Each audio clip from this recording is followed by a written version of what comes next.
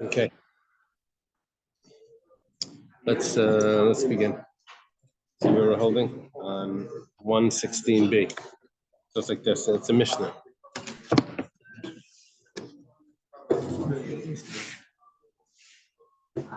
You ready? Yeah. Mishnah starts.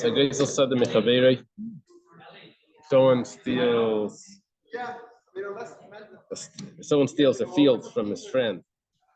Steal a field. I don't know. I guess he throws the owner out. He lifts him up probably and throws him out. I don't know exactly how he steals it.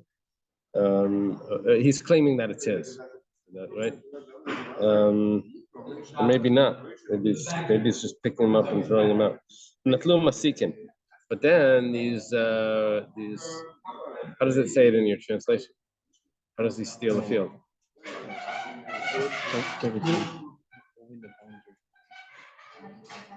33.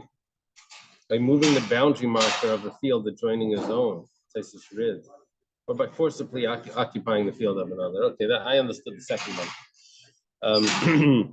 Masikin. Masikin is these bandits. They come in and they take it over, hijackers, landjackers, and they take it over. So it's basically someone stealing it from a thief, So imach mas medina, if this is something that the whole country, these guys are coming around and taking everyone's property, so imalai, then the thief can tell to the original owner, I'm so sorry, your field is these guys have it, but it's still your field. It was never mine because the land can't be stolen. It was always your field. I would have given it back, but these guys have it, so try to get it back from them. So he doesn't end up having to pay for anything. Now, imach masagazan. If everything came about because of the Gaza, now the Gemara is going to tell us that this is not the opposite of the first case. First case says in Machmas Medina, if this is a nationwide problem. Now, Imachmas Gazlan is not the opposite of that. That was talking about where he stole it and then someone stole it from him. Here, the Gemara is going to explain that the Gazlan didn't even steal it. The Gazlan is a Gazlan for other reasons, not because he stole this field. We just call him a Gazlan. But what does he do? We're going to see in the Gemara. Then Chayiv Lahamad Leisada'acha. Then the Gazlan's going to be responsible, as we'll see in the Gemara in a moment. Amrav Nachum Bar Yitzchak. Nachum Yitzchak says, "Man Tani Masikin leMishtabish." The one that says that the wording of the Mishnah is with a Samech Masikin. Then, which we said is like these bandits or hijackers leMishtabish. They're not making a mistake. That fits. Man Tani Matsikin leMishtabish. The one that says that it's matzikin with the tzaddik, the TZ sound, is also not making a mistake. Mandatani matzikin, the one that says that it's matzikin is funny. We go to the second one first. Usually we do the first one first. Leimishtabish is not a mistake. Tiksiv b'matzer with oppression and with how do they say it over there? Some sort of oppression. Mandatani Masik, and the one that says that it's Masik and Lemishtabish, he also is not making a mistake. Tsiv Yorish Tzlatzal, the locust will either make it poor or inherit. Two interpretations there. But the Targum says Yachsanina Saka, that the locust will inherit it. Now, what that means is that the Saka is Masikin, so the locusts are considered like the robbers over here, and so we're just looking for the Aramaic word, or the Hebrew word for robbers. Could either be masikin or matzikin. Two possibilities. Okay. Where are you right now? I'm right now on the bottom of 116. If it's because of thieves, it says then he has to pay for it. We're talking about bandits took away someone's property because of another thief. What's the case? If it's because they're only taking this field and they're not taking all the fields, it's not a national issue, it's just this guy's issue. That we knew already from the first part of the Mishnah. If it's a national problem that this guy's coming in, then fine, Eli. And if not. So in other words, from the implication of what we learned in the first case, we would already know the second case. So why do we need the second case? Why does it have to spell it out? So Gemara says, no, it's only necessary. We're not talking about where the robber stole the field. and then someone stole it from the robber. That's not what we're talking about. What we're talking about is that these guys came to the robber and they said, "Show me a field that I can steal." He says, "Take that one." So then it's only because of the robber. What we're learning over here is that a meiser, someone that hands over money to someone else, to a robber, is actually chayav midina de garmi. Dina de garmi is because it's a direct cause. It's not an indirect cause. Regular grama is pater. You put a ladder up to someone's birdhouse and the squirrels run up and eat the birds, you're pater. But over here, this is considered more direct. It's called garmi. There's another interpretation. What's the case? The non-Jews, they forced this fellow. They said, "Show me your property. We're taking it." And he showed them this other fellows as well. So therefore, he has to pay this other guy. He has to pay for what the damage that he caused. There was a person. He showed the silo of wheat of the house of the Reish Galusa. Is that what you have there? A silo? What do you have? Would you like something, Rabbi? I will, but I'll take later. Thank you. Stores of wheat. Okay, good. The silo. So they came to Rav Nachman to see if the guy has to pay for the information that he gave. Rav Nachman said that he has to pay. Rav Nachman, was a big dayan in Nardoi. So he passed him like this. Yosef Rav Yosef Rav Huna Barchia. Yosef Rav Huna Barchia came to Rav Nachman. So you have the teacher sitting, you have Rav Huna Barchia sitting facing him, and you have Rav Yosef sitting behind this in the second row of students. Amalei Rav Huna Barchia Rav Nachman, first row of students, says to Rav Nachman, Dina Iknasa. Thank you. When you said that he has to pay, were you telling me the law or were you just giving a penalty? Thank you.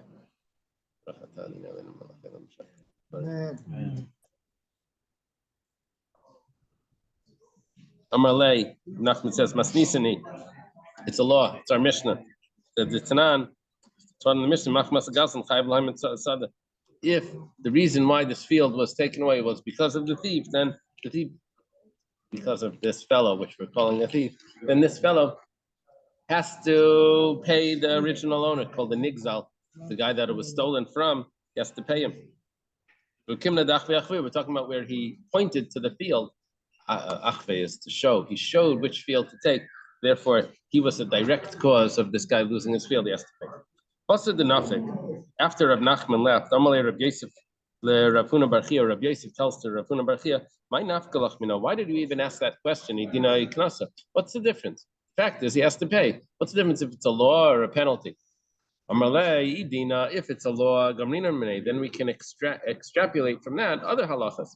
But iknasa. But if it's just a penalty, like gamrina, we can't learn anything from it because that's just a knas. It's a penalty, and it's not the law. It's just Rav Nachman saw that this is what he needs to do to keep order. You can't learn from it like gamrina. Where do you know that you can't learn from a penalty? It says the tiny because we have a brayso. It says originally they would say, listen to this case. Hametame, someone that contaminates someone else's food.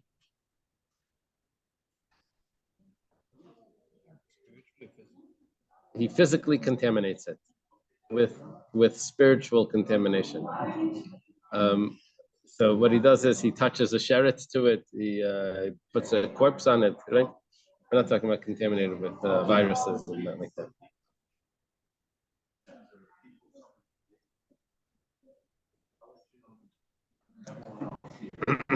So it's evil intent.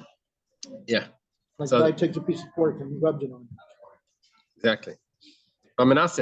Or if he takes wine and he put someone else's wine, expensive wine, he pours it in front of an avodah zarah, it's like that's a way of idol worship. He can't drink that wine anymore.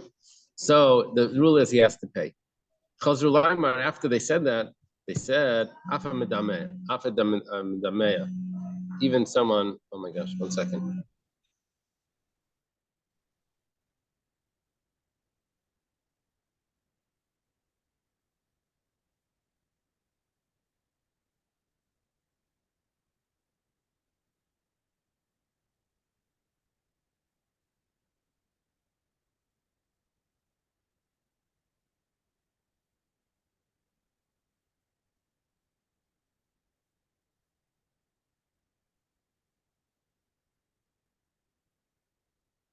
Okay.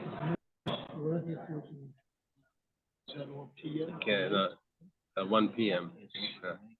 No, I mean, you're leaving tonight. No, I'm leaving tomorrow morning. Okay, sorry. Then they said, also someone that mixes truma with chulin. So then the price of the chulin goes down because the market is only for kayanim. So it's a much smaller market, the price goes down. So that's a type of damage that he does to the value of the grain. So it says chazru, and this is only because they retracted from what they said, and they changed their mind. But if they didn't change their mind, the sages have said this in life. We wouldn't have been able to understand this on our own. My time, what's the reason? Because this is just a penalty.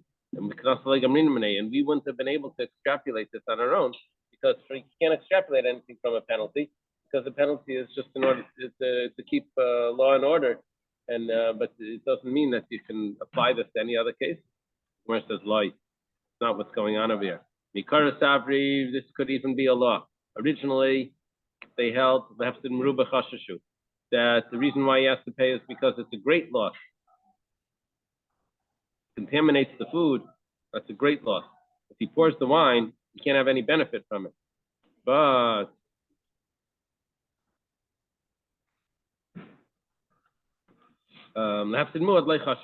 but for a small loss, which was what would be a small loss, is when you mix the chulin with truma, so you can still eat the chulin. The only thing is, it's only for a kayan. So the market, there's a smaller market. That's just a small loss.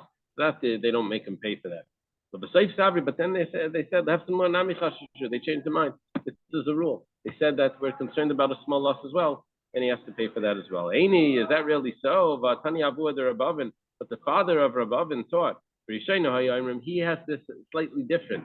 He says there's 3 things that we're dealing with: making something tameh, pouring wine, and mixing chuma and chulin. He said originally they said that making something tameh and mixing chuma with chulin. And then afterwards they said also pouring wine for avodah zarah. So chazru, and that's only because they retracted and they said differently that he has to pay for it even if he pours the wine. But if they didn't retract in life, we wouldn't have been able to do that on our own. My time, what's the reason why we wouldn't have been able to extrapolate on our own? Because obviously you can't learn from a penalty. And this is considered a penalty. The Gemara says, lie. Really what happened is originally they thought that the original, what was Rav Avin's, that the rule was only metame and medame, making tamei and mixing tum and chulin. But in the end, Sabri Rabbi Yirmiyah, that they go like Rabbi Yirmiyah, which Rabbi Yirmiyah had a. Oh, 1 second. We're going to see in a second what Rav Avin says and what Rabbi Yirmiyah says. Because Sabri Rav Avin, originally they held like Rav Avin as it says like this. Some Rav Avin taught. Rav Avin says Zarachet mitchilas arba l'b'seif arba the kara shirayan balichasi. It's not ula b'seif. You have to take that off. Zarachet mitchilas arba l'seif arba. There's a correction there. Someone shot an arrow on Shabbos. It went 4 cubits, and in the middle, at cubit number 2, it tore someone's silk. So the rule is that if he has a death penalty on him, he doesn't have to pay for the damage that he did in the middle. He only gets the greater punishment. So death penalty is breaking Shabbos. So, but why Sharia Akira Terech Hanachi? Because the way Rav Avin learns it is that the Akira, the uprooting it and the putting it down, is all one activity. So we don't say that when he put it down, he's chayav. We don't say that when he put it down, he's chayav. We say that the whole thing is all one big action. So therefore, the whole thing of Shabbos, the whole thing of Shabbos is all coming all together. Okay. And therefore, he doesn't have to pay for what he did in the meantime. But in the end, I missed out the main point. The main point here is that when someone pours wine, when he lifts it up, he's already stealing it. When he pours it, then he gets the death penalty. So do we say that lifting it up in order to pour it is considered one action? The lifting it up and the pouring it comes together, and therefore he should be exempt from the payment because he's already lifting it up in order to pay it. Just like with the carrying on Shabbos, it has to go 4 cubits in order for him to be chayav. But in the middle, he was already chayav to pay for the torn silk. So do we say that it's all one action, or do we say that no, it's separate action? So originally they thought that it would go like Rabavin. And therefore, when someone pours wine, at one point we didn't mention that when you okay? Should I call a doctor? So so when he pours, the problem with pouring wine to an idol is that besides that you can't drink the wine anymore, so also the person just worshipped an idol. So there's a death penalty there for worshiping an idol. So really, he shouldn't have to pay for the wine.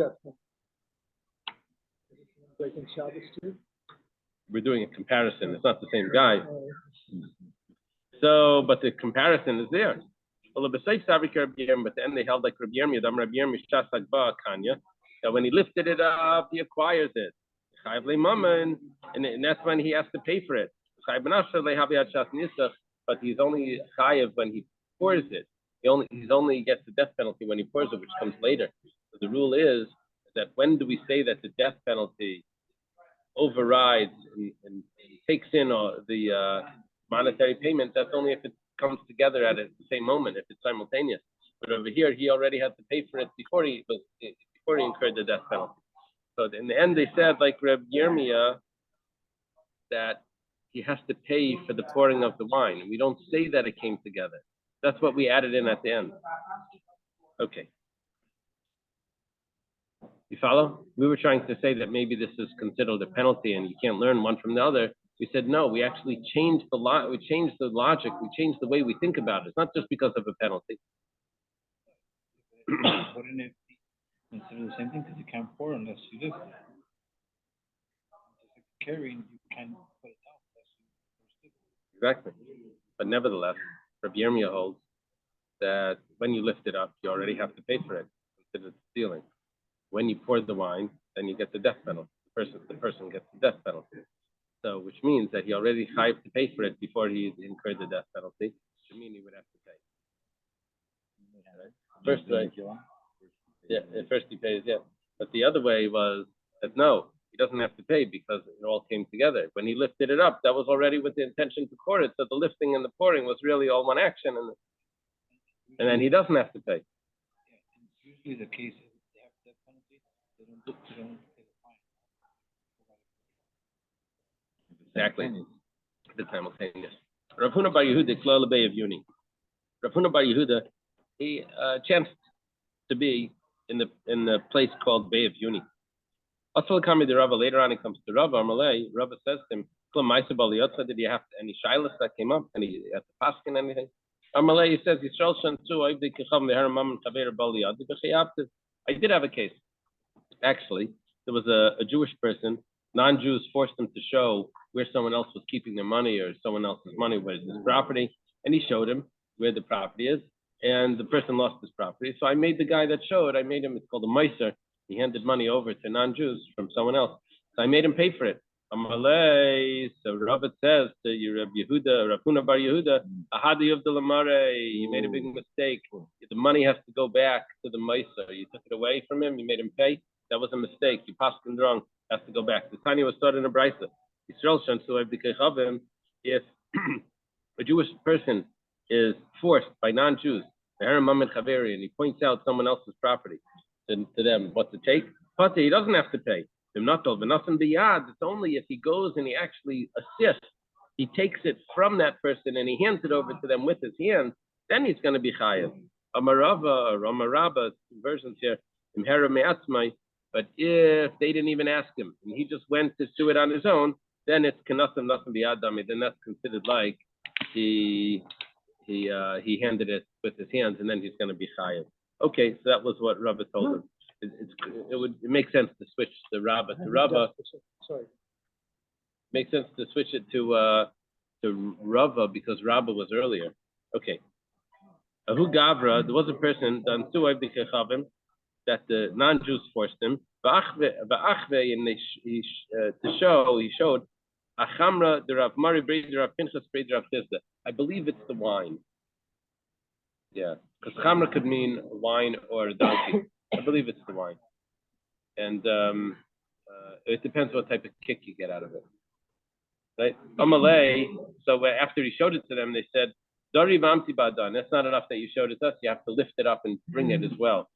Dari vamti badan. So he lifted it up and brought it. And you know where this is going, because once he does it by hand, then he's going to be obligated to pay. Also, Kamma Daf Ravashi comes in front of Rashi Pachini. Ravashi, unbelievable. Ravashi says that he's pater,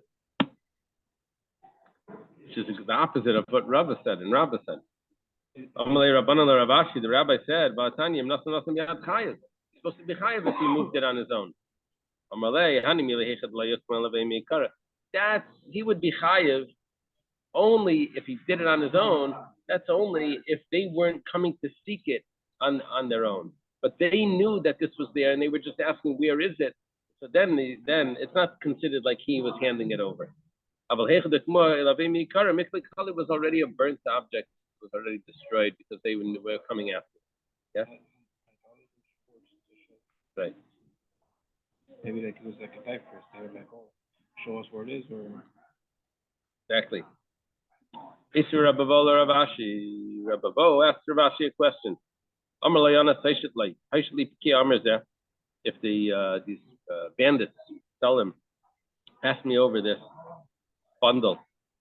Kia, some sort of bundle. How do they translate it? A knot of some what is it? Grain?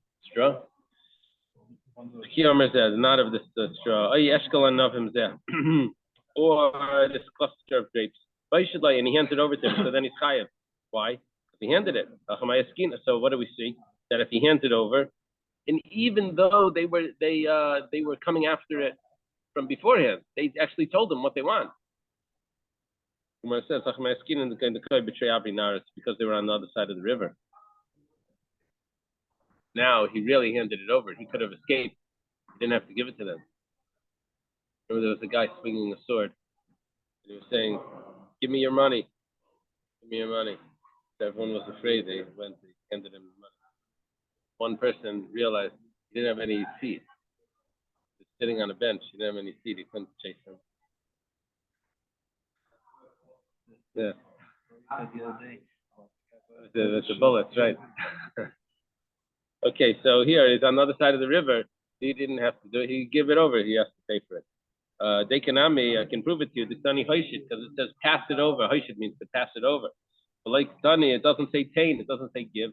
Obviously that's the case we're talking about, where he could have escaped. There was a net, like a fishing net, that two people were arguing. This one says it's mine. This one says no, it's not. One of them goes and gives it over to the tax collector of the king. Amar Abaya says,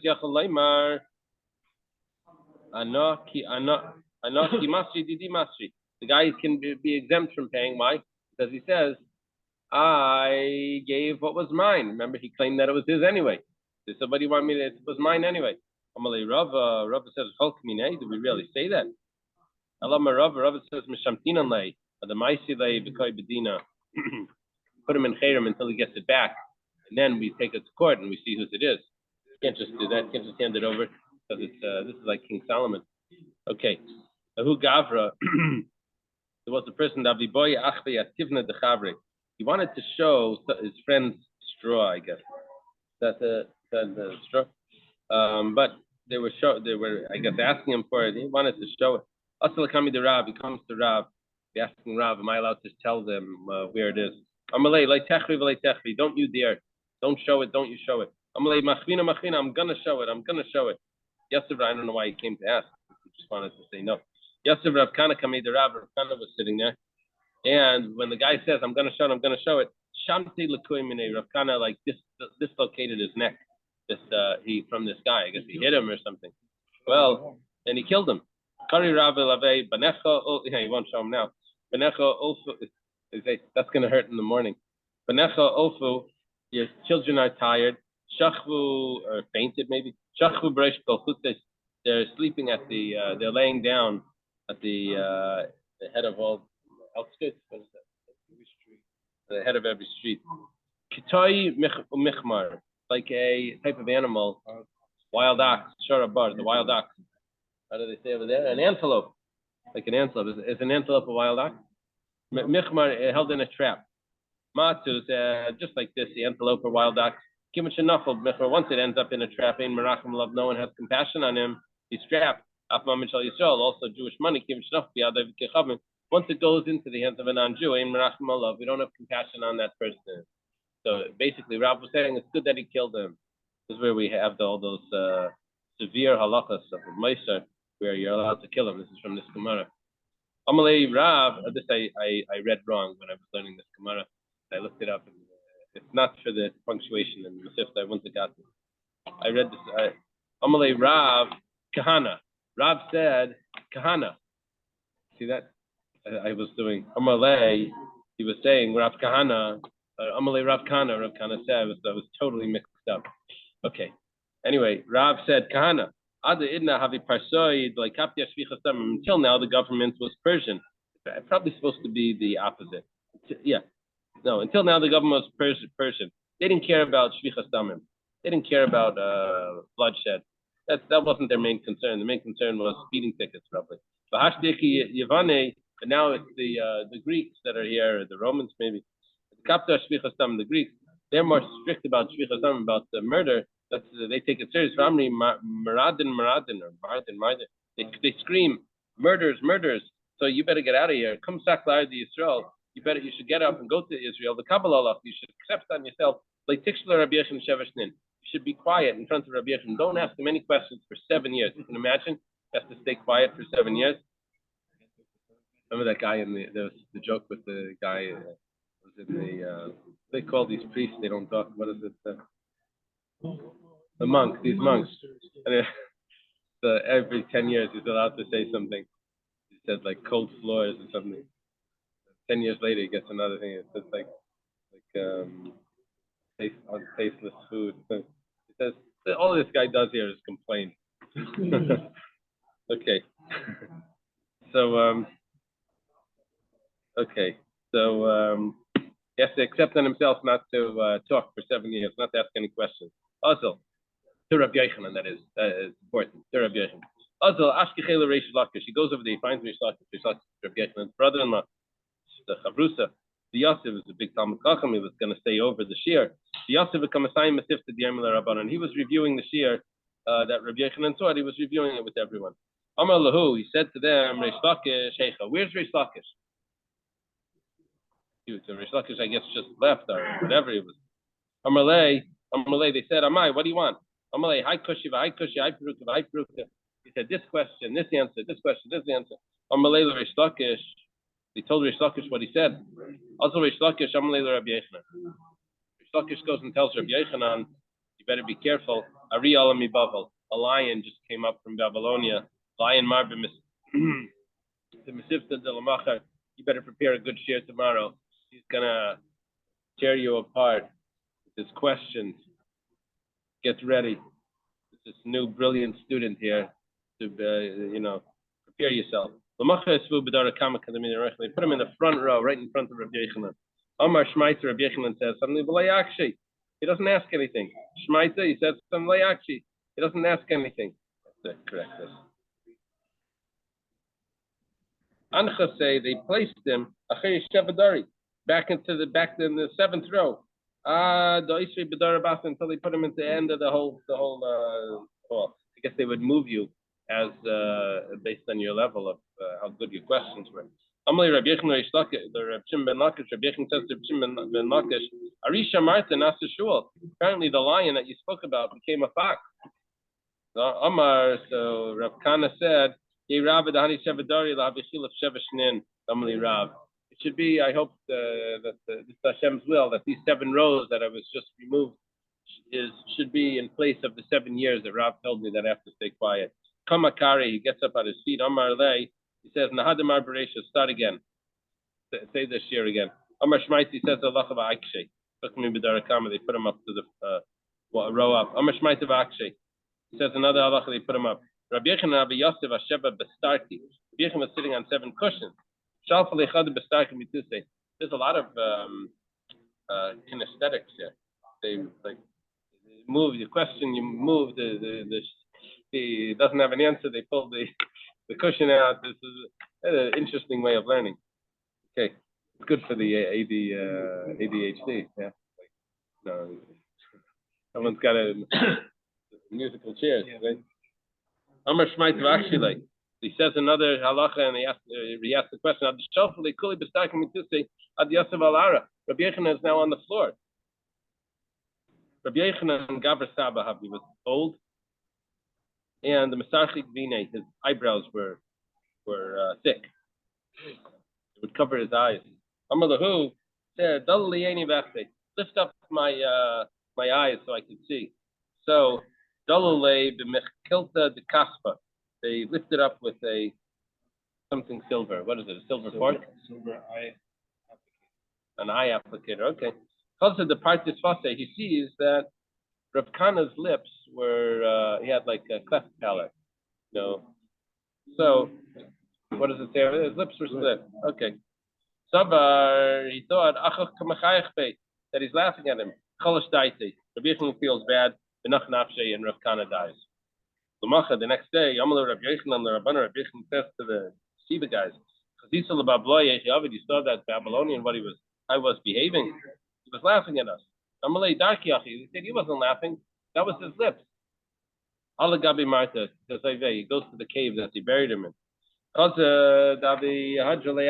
it was a snake surrounding the cave. He said, snake. Let the teacher open your mouth. Let the teacher go in to the visitor's student. The snake doesn't open. He says, let a friend come to see his friend. The snake doesn't agree. He doesn't open. Let the student come to see the teacher. He says, so the snake agrees. Okay. Like Rabbi Yochanan's a student now of Rav Kana. He davens Bukme and he brings him back to life. This is like the Gemara Megillah, you remember. Amalei, he says, he's done it, the marach, if I would have known that was the way your lips were, I never would have felt bad. Come back to the yeshiva with us. Amalei, so Rav Kana says, he must be by Rachmi, only if you daven for me that if I ask a question, I'm not going to die, then I'll go. If not, I'm not going, I'd rather go back home. Because the miracle already happened, the hour passed, Chalaf had passed. Well, Tyre woke him up. Ukma. This is Rabbi Yochanan Nafka, the brother-in-law of Rish Lakish. They established him. Ukma. I guess they brought him to the yeshiva. Shaili calls Sveika Dahavale for standing in LA. They asked him every question that they had, and he answered every question. I know Rabbi Yochanan. That's why Rabbi Yochanan said, I used to say that the Torah belongs to you, students here in Israel, but I was mistaken. Really, the Torah is for those Babylonian students. They have it much better. Rashi says that there's the Yerushalmi and Brachas, he quotes that after that he was walking down the street and someone says, what's going on in heaven? He asked him because he had passed away and he came back, like laughing at him, like tell us the news from heaven. So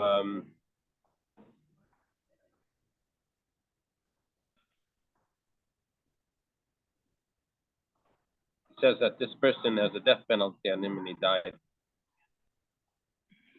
Someone else came to him and he told him what's going on in heaven. That guy also died. So there's a lot going on over here. So anyway, he ends up going back.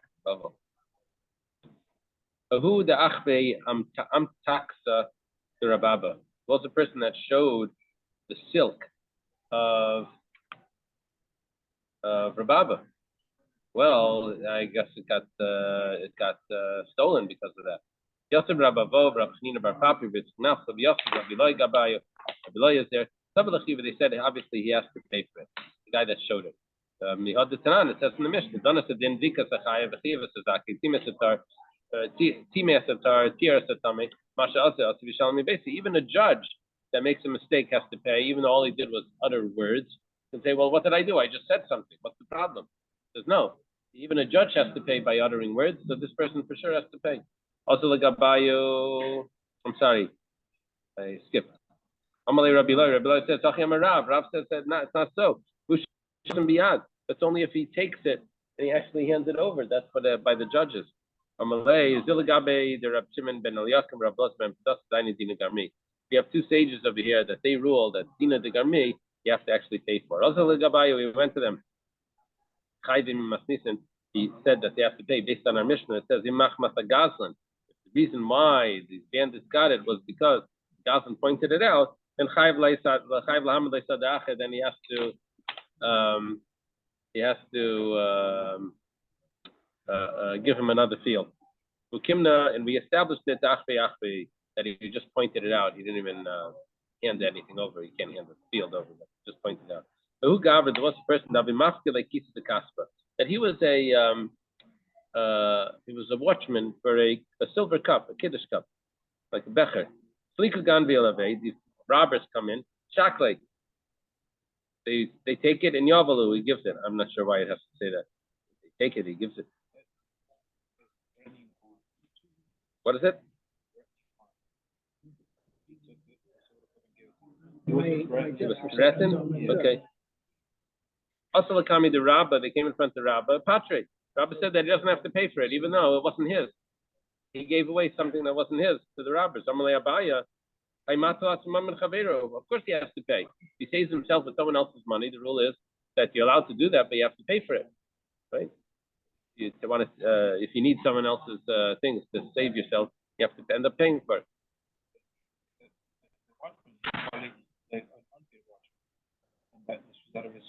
Maybe it was a paid watchman. He would have to pay. Right?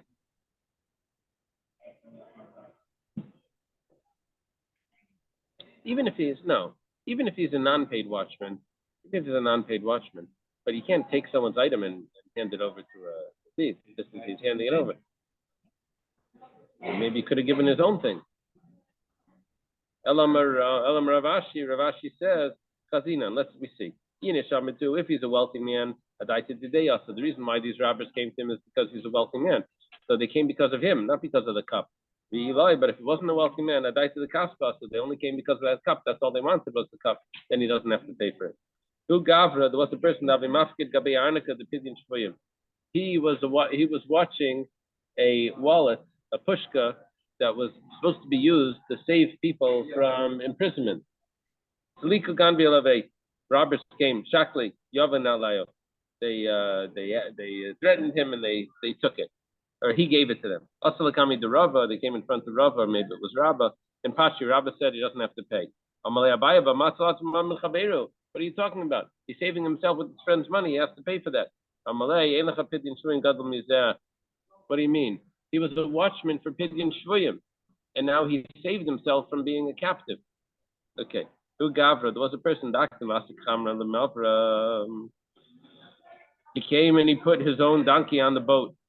Before Kamei the Silicon on Inchi B'Mavra. In other words, he wanted to take this ferry, and he brings his donkey onto the ferry, and, the Staten Island ferry, and before the people get on, the ferry is going to sink. Maybe it wasn't made for that. Also, Gavra Molach Leilachamra du Gavra Shadalinar B'Tava. He just pushed the donkey overboard, and it drowned. Also, Lakami the Rava, they came in front of Rabba. Patre. Rabbi says that the person that pushed it off is pater. Why is he pater? He saved himself by using someone else's money, by throwing that guy's money off. No,